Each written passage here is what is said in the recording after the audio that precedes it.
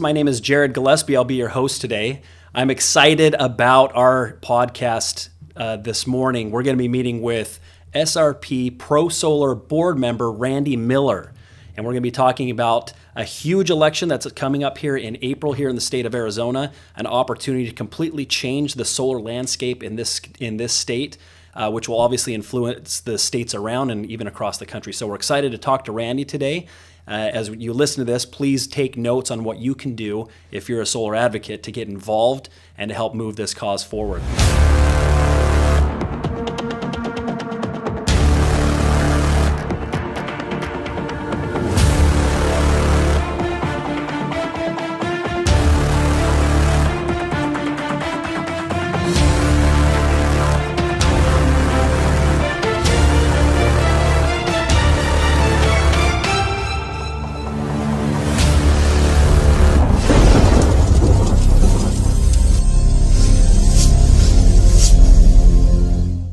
Randy, welcome to the show this morning. Hi there, how are you? Glad you can be here. Thanks. So just as a background, can you tell us a little bit of your background, your interest in solar energy? You've been on the SRP board for how long now? I'm on my 6th year now, so I'm in my 2nd term. Fantastic. And I'm not up for re-election on this cycle, but I'm just trying to help get other board We've members. got to get the right people involved again, right? So how did you get involved in SRP, and what was your interest in being a part of it? Yeah, so I guess my biggest thing is I was an actual solar customer, and I got my solar panels installed in 2010. And actually, SRP incentivized me to put solar panels those were the good old days, right? on my house. And I was like, thank you, SRP. I appreciate that. And then in 2015, they came back and said, oh, because you have solar on your house, we're going to actually penalize you and start charging you demand charges. And we're going to increase your rate by 315% year over year. And I said, what are you talking about? I did the right thing. I'm trying to help the environment. I'm trying to help lower my electric bill. And so I just went out and I said, how do we change this? Like, this is wrong. So I went down to the board meeting where they approved the horrible E27 demand charge plan. At the time, that's the only plan they had. Right. Luckily, SRP grandfathered me in for 20 years, but Up until then, it was like, what in the world? Right? Yeah, exactly. Yeah. Literally, it was 5 minutes before the end of the meeting before we found out that they were going to grandfather us in. Right. So that's really kind of what started this whole thing. I said, well, how do we change this? There's got to be something that we can do to stop this, right? So I marched down to the Arizona Corporation Commission and I said, why am I being penalized for doing the right thing here in Arizona? And they said, well, that's a great story, but we don't regulate SRP. We can't do anything about it, We can't do anything about it. And I said, what are you talking about? They're the largest public power company in the country and probably the first or second largest in the state. Who are they regulated by, And then I was like, oh, there's a board of directors that we can vote for. And I'm like, what? I've been a customer for 20 years, and I don't know that there's a board of directors, right? That's an elected official. So I just kind of tried to go out and run at that point. And then I found out that the house that I lived in at the time was not actually eligible to vote either. So 49% of our customers are not able to vote in our election because they're either renters or outside of the voting districts. And they haven't updated that since 1937. So, Valley's changed just a little bit since then. So that's when I really said, okay, how do we change this? And I went and found 2 of our first candidates, Paul Hurt and Nick Brown. Nick is rerunning this election cycle for his 3rd cycle now. And we were able to get them elected for the at-large races in 2016. Fantastic. You've done a great job with that. So we've got a big opportunity here coming up with this new election.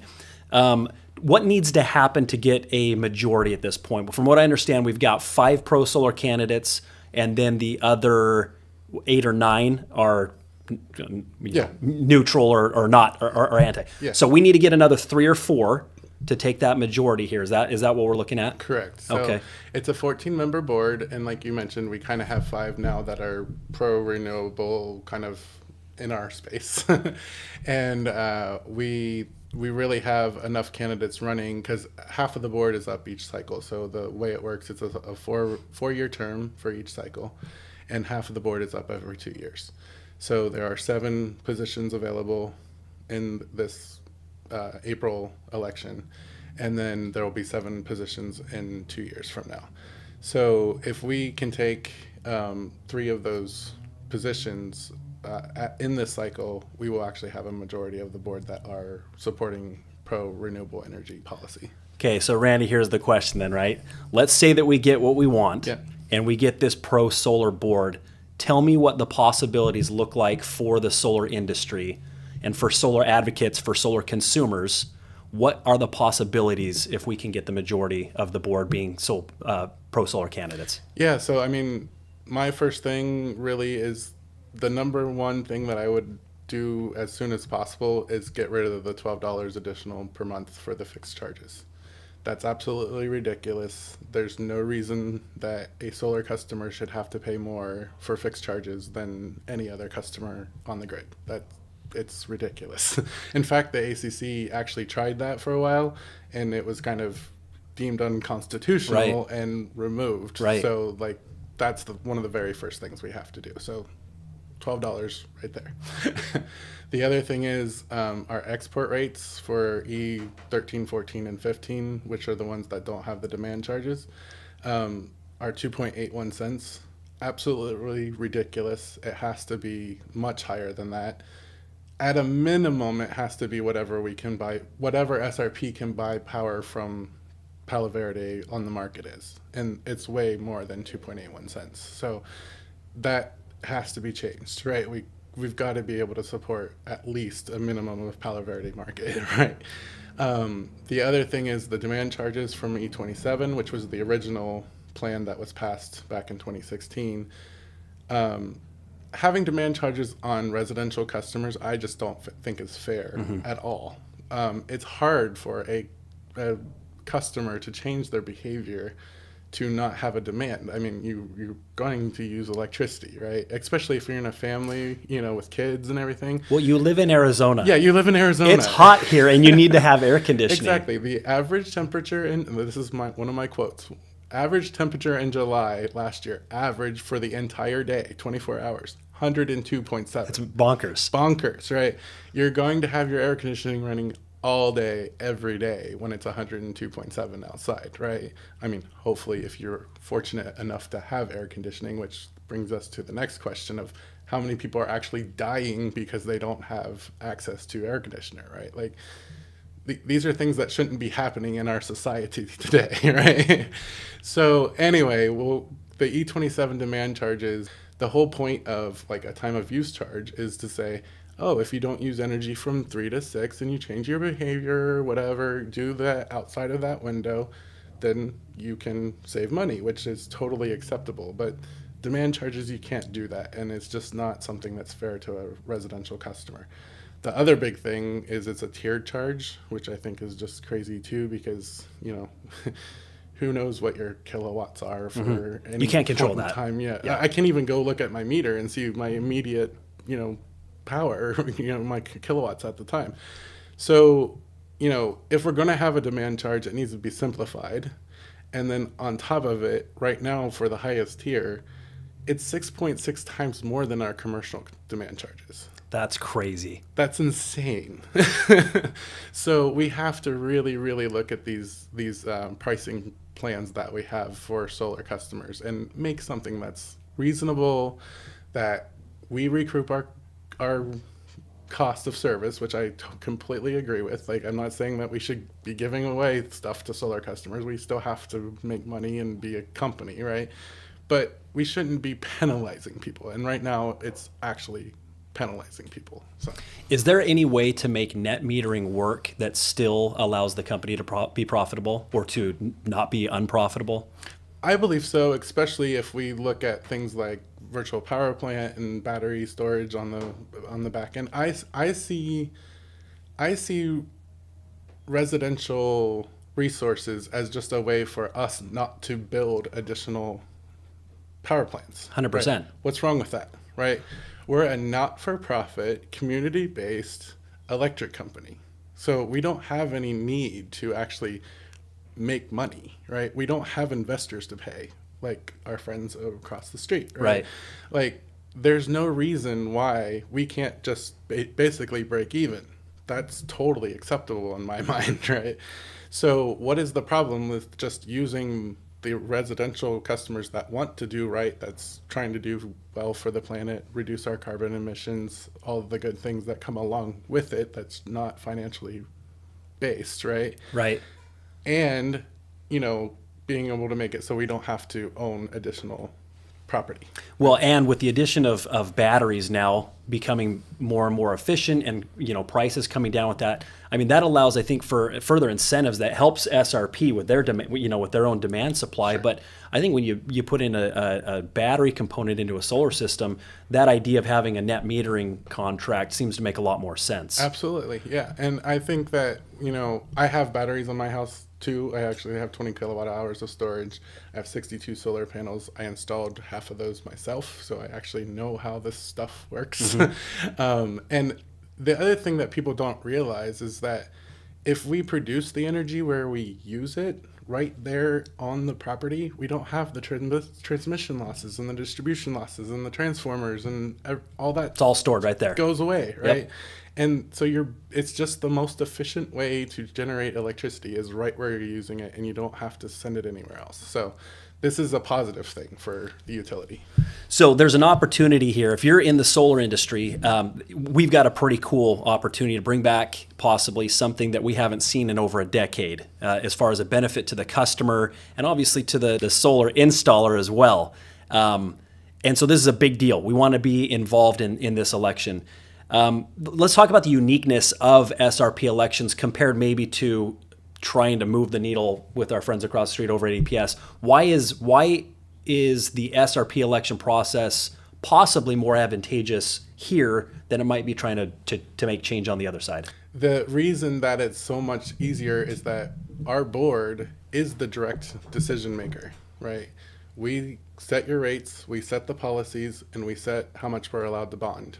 So like those are the three things that basically every other utility company in the state has to go to the ACC to do. We have that power right there at the We're SRP putting the board. people to make the policy in place. Whereas with the ACC, we're electing people that may have been funded by the company that they're supposed to be regulating, right? And it's also a kind of a third party thing. Sure. Like it's a proxy to the other people, but it's not the actual company. It feels more like direct representation as long as you know that you can actually put that person in place. And Exactly. we'll talk about that in a minute. Let me ask you this, though, before we get into kind of the election process. If we don't get a Prosolar board put together, is there anything that you're allowed to speak about? I don't know what your restrictions are, but is there anything looming that would be even more problematic for the solar industry in the state of Arizona? I don't know if it's been proposed or anything like that, or are we still fairly safe on at least what it's been for the last 10 years? So one of the big things that I'm concerned about is that there's two things that just recently happened. That we just went through our integrated resource planning, which now we're calling integrated system planning. But the issue is that right now they're proposing 2,000 more megawatts of natural gas right here in Arizona, when we don't need that at all. Like we have the resources to use, you know, solar, geothermal, wind. There's lots of other options. One of the issues that they always bring up is we don't have the transmission to get that those electrons to our service centers. And I'm like, perfect option. Let's just put it on top of the roof. Exactly. And then there's no distribution. Why spend all that money to build a plant and then pump it all back when you can have your customers pay for it themselves for their own roof and run it down 10 feet of conduit? Like it's just common sense, right? Yeah.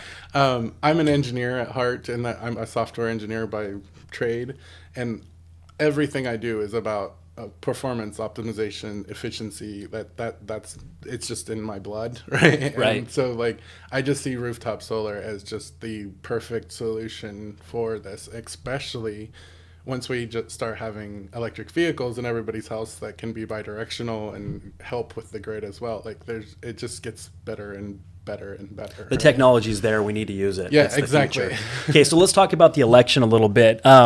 voting it can be problematic. So I tried voting in the last election. I found out that I don't live in land that allows me to vote. Yeah. Can you kind of explain what does the SRP election process look like? Who can vote? What needs to happen in order to vote? Give us some background there. Yeah, so as I mentioned already, about 49% of our customers, ratepayers. I call our people ratepayers because they're not customers. They don't have a choice to get their energy from anywhere else. Good point. Good point. A customer has choice, and especially when we have very poor rooftop solar policies, they don't have a choice to even do it themselves. So they're ratepayers. 49% of them can't vote right now. And the main reason for that is that back in whenever the Roosevelt Dam was built, the actual landowners put up their property for collateral. And that was, back then was a huge amount of money to build that, right? Yeah. And I understand that happened. We had the collateral. We made the dam. The dam has been paid off now for 50 years or so, right? Like technically, if you're able to vote in the SRP election, still to this day, they could use your land for collateral. Is that right? Technically, the burden is still there. And that, nobody knows that. If you look, when you sign your property title or whatever, it's in there, but you have to, it's just one of those paragraphs that's buried in 30 pages of documents that nobody sees, So depending on where you live and what your land once was determines whether or not you can vote. That's exactly right. They haven't updated that since 1937. So how do you find out if you live in an area that you can actually vote? Yeah, so you can go to SRP's website and just type elections at the top. It'll take you right to a page that actually shows you a map on there of all of the 10 districts of where you're able to vote. One of the things, if we can get more people on the board that want to support this, is I want to make it so you can go put your address in, and it tells you what district you're in or whether you can Which would be like any other election anywhere, right? Yeah, exactly. You can actually call SRP too, and they'll tell you if you're eligible to vote. But what I tell people is, if you are an SRP customer and you want to vote in this election, request your ballot. They'll either tell that you can or can't. You can or can't. But I actually use that data to help try to move the process to make it so that we can get more people voting. So Randy, who are the pro-solar candidates that we need to be focused on? So for this cycle, we have basically some really great candidates. I'm super impressed with our slate of candidates. Well, for the at-large, which are representing all 10 of the districts, we have Casey Clowes and Sandra Kennedy. Sandra recently was on the ACC prior, and she ran in November and unfortunately didn't make it. So now she's going to come over, hopefully, to SRP and help us. Great. And Casey actually ran for Tempe City Council previously. She was an intern at FERC at one point. Like, she's an environmental law student. She's amazing. I really, really love her. She's going to be such a valuable asset to our board to really try to dig into some of these, kind of nitty-gritty details that you have to dig into, right? And District 5, we have Lauren Kuby, who was the former vice mayor, which you just interviewed. And we also will have, for District 7, Nick Brown, who is on his third term. He was our first candidate that we actually got elected as a pro-renewable energy advocate. He's actually going to run, instead of for his at-large seat, he's running for District 7. Okay. So he's running for a district seat. And then for District 9, we have Anna Moore Alameda. And Anna is an amazing person. She was 11 when she first testified in front of the SRP board in 2015, telling them, please don't do this to my future, right? Don't remove rooftop solar as an option to your customers because I want to have air and water to drink, right? Yeah. And now she's running for the board of directors, which is just an amazing Super cool. thing. Super cool. So we have those names. If you're listening to this or if you're watching this, write those down, and those are the names that we need to be promoting as we talk about, this and get people involved. And even better, go to our website, srpcleanenergy.org, has all of them listed by district and all that, so you can figure out who your candidates are for your area. Perfect. So Randy, when is the election and what are the deadlines that we need to be focused on? Perfect. So the election's actually on April 2nd, but essentially the election is over on March 6th. Okay. March 6th is when the actual ballots drop in people's mailbox. 99.5 or more percent of the election is done through mail-in ballot. Okay. You can actually go and drop your ballot off in person on election day, but I mean, it's literally like 12 people or something. Like Right. nobody does that. But so really March 6th is when the ballots drop. You have until March 22nd to request your ballots. But we recommend you do it right now. Sure. So that, on March 6th, you'll get your ballot. You'll have all of your information right there. We're hopefully going to have a flyer in your mailbox that day so that you'll know who to vote for. And then once you do that, we won't come and knock on your door and say, return your ballot, because, hey, you already did it. Yeah, right. Otherwise, we're going to be calling you and we're going to be texting you and, knocking on your door saying, return your ballot, return your ballot, return your ballot. And when do those ballots need to be returned by? We're recommending people get it in the mail by March 28th, just because they have to be in SRP's hand by April 2nd. Okay. It's not a postmark date, so it has to be physically Gotcha. there by 7 p.m. Gotcha. on April 2nd. So how do we make sure that we get these specific people elected? If I'm in the solar industry and we work with a lot of different other solar companies, what would you ask for solar advocates and people that work in the solar industry? What can we do as a grassroots kind of a push to get these candidates on the board? Great question. There's so much that you can do. You can go talk to your previous customers. Most of them are solar customers, right? They want to support this issue, right? We have 300 days of sunshine in Arizona. Let's use it for good, right? So these are the people that you don't really have to convince that much about Sure. this. So just go tell them, hey, you're able to SRP election. Would you like to see your rate decreased because you don't have to pay $12 extra a month and you don't have demand charges now? That's a positive for them too, right? Yeah. Customers that you had talked to that decided not to go solar because of the financial benefit wasn't there. Right, 100%. Right? and, as solar companies too, we are the perfect people to be able to push this. I mean, if you've been doing this for a long time, if your company's been successful, you should have a pretty good sized database of installed customers where you can do text campaigns and you can do email campaigns to let them know what's going on. Additionally, for most of you sales companies out there, you've got hundreds and hundreds of people that are canvassing and door knocking, setting up leads for solar appointments. They ought to be having door hangers and flyers and conversation pieces with every single person they talk to, particularly in the areas that where people can vote, and let them know A, that they can vote, B, who to vote for, and C, when they need to vote by, and encourage them to get their ballots. And so I think that we have a huge opportunity, kind of a two-phase process. Is number one, right now between February 1st and March, what was the date that we March 6th. March 6th, when we can get those ballots.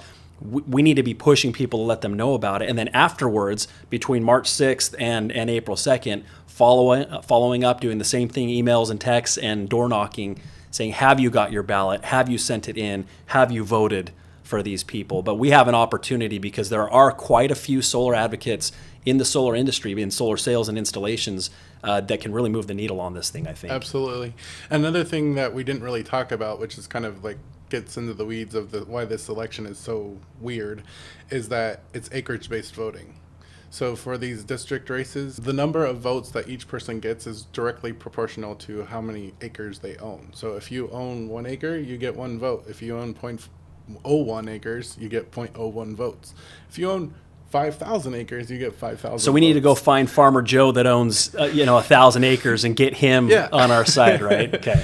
That's your mission, guys. Turn him into a solar customer. That's right. That's he right. probably has a lot of pumps that need a lot of electricity. Well, and I think what's so important about this is letting people know that they can vote, because their voice really does have a pretty big impact. Huge impact. I don't know how I realize that only 50% of the entire ratepayer class is able to vote because of the geography restrictions or the way, but even said, it's a very small turnout because most people don't even know that this is a thing that they can participate in.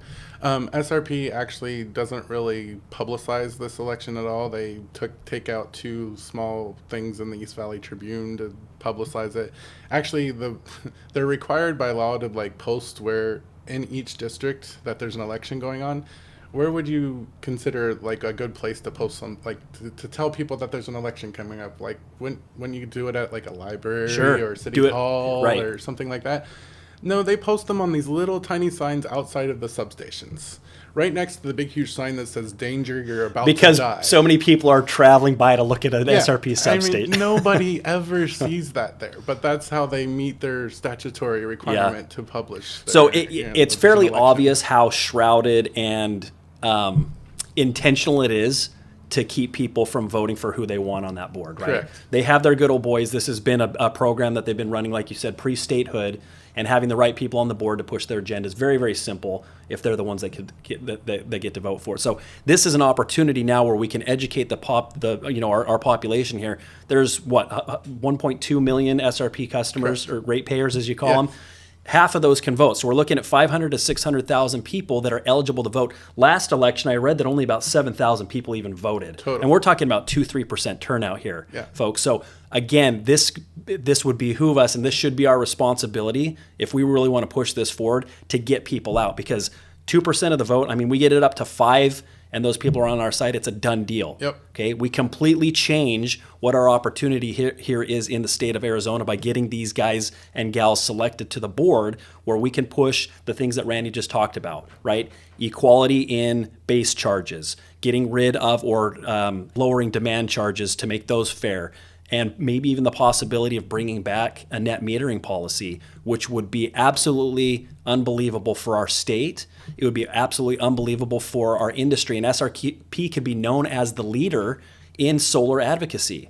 And all of a sudden, just the way that it affected utilities negatively 10 years ago when they went to the demand-based rate plans, how much could it affect things in the right way, right? Maybe NV Energy changes their mind and Nevada goes back to a more solar-friendly policy. Maybe that pushes back into California. You know, they just made some pretty devastating changes over there. But this is an opportunity, and I think it's the easiest opportunity in the country probably to be able to get this to actually happen, simply Absolutely. because of the small number of people that are already participating and the lack of awareness that's there. Yep. Just a couple tweaks can change this thing overnight. And we wake up on April 3rd or April 4th and say, all of a sudden, the most unfriendly utility company is now the best utility company in the country, bar none. So, and that's what I really want to make SRP. I want to see it turn into like the solar capital of the United States, right? We have everything we need. The resource sun is here, right? Like if you look at the map of the United States and look at the irradiance of sun hitting every square meter here in the United States, like right here, it's a magnifying glass on our state. Right on our state, right? Yeah. Like, so why fight this, right? There's no negative to having rooftop solar. I think we need utility scale too, obviously. Like we can't do it all with just rooftop, but we need both, right? Yep. The utility company shouldn't be seeing this as competition, especially when we're not an investor-owned utility. Allow them to see that the solar customers are subsidizing their energy costs. Absolutely. Because that's really what's coming down to. Yep. Okay, last question, and then we'll wrap it up. If you can have a call to action, you can look into this camera here if you'd like. What is your call to action to solar advocates and the solar industry to make sure that we get this board elected and that we make the change that we're talking about? Thanks, everyone. I really appreciate you having me here today. The biggest thing you can do is get people to request their ballot. Like we said, if people know about this election and know that they're able to vote in this election, they generally will. It's just that they're not aware. It's an education thing. So we just need to get out there in the community, share our information. Our website is srpcleanenergy.org. Right there, the very first link is request a ballot. So I can't make it any easier than that. We also have all of our candidates' names out there. Come down here to Fusion Power and get some handouts. You know, we have handouts for you. All you have to do is come and pick them up, and you can leave them on your customers' doors when you're out there every day. Really, this is a really winnable election, and we just need to let people know that it's there and that they can vote. The other thing is that if you have anybody that would like to donate money to any of our candidates, we have a donation button right on each candidate's page. Well, Randy, thank you for being here. This is super, super helpful, and I hope that as people listen to this and we spread this message that we can make that needle move. I think we've got an awesome opportunity here. If you're in the industry, again, let's band together. Let's be a team on this. We've got 2 months to do something absolutely incredible. Appreciate you being with us on the Fusion Power Podcast. We'll see you guys next week. Welcome, Solar Pros, to Ballot Blitz 2024. Click the Join Now button to register for this event and lock in your spot to join us on February 24th at 12:30. You'll be able to meet all of the SRP clean energy candidates, and immediately following, we're going to go out into area exactly where they need us to be in order to generate ballot requests so that we could win this election. The Ballot Blitz 2024 is all about this industry unifying together. Solar policy and SRP has slowed our industry. Never before have we had an opportunity to make an impact like we do today. Sign up for the Ballot Blitz 2024.